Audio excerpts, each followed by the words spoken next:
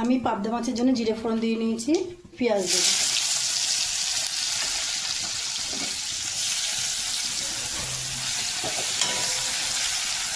আমি বেশিরভাগ সর্ষে বাটা দিয়ে করি, কিন্তু আজকে একটু এরকম করে করবো। এটা লবণ দেবো, দিয়ে আমি এটাকে লাল লাল করে ভেজে নেব। আমি ঠিক এইভাবে ভেজে নেব।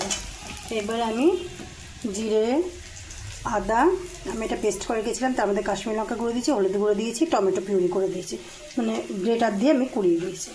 এটাকে এখানে দিয়ে দেবো। খানিকটা বাটটা দিয়ে জল দেবো। মশলাটা সুন্দর করে কষা হয়ে গেছে, আমি এবারে জল দিয়ে দেবো।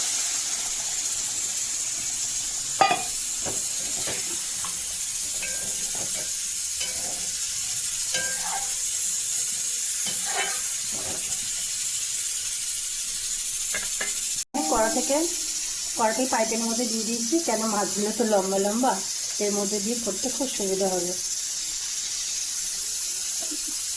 পাবদা মাছ কিন্তু বেশি ফোটানো যাবে না।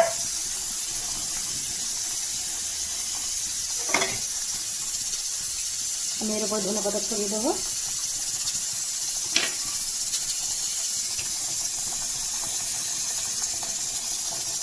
সর্ষে পাবদা তো ভালো লাগেই, কিন্তু এরকম করে খেলেও ভালো লাগে। পাবদা মাছটাই আমার ভালো লাগে। একটু না ফোটালে আবার ঝোলে টেস্ট আসবে না, তাই একটু ফুটিয়ে নিই।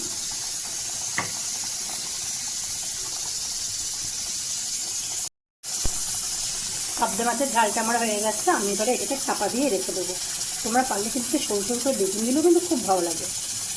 আমি চাপা দিয়ে রেখে দিলাম, ব্যাস একটু পরে নামিয়ে নেব।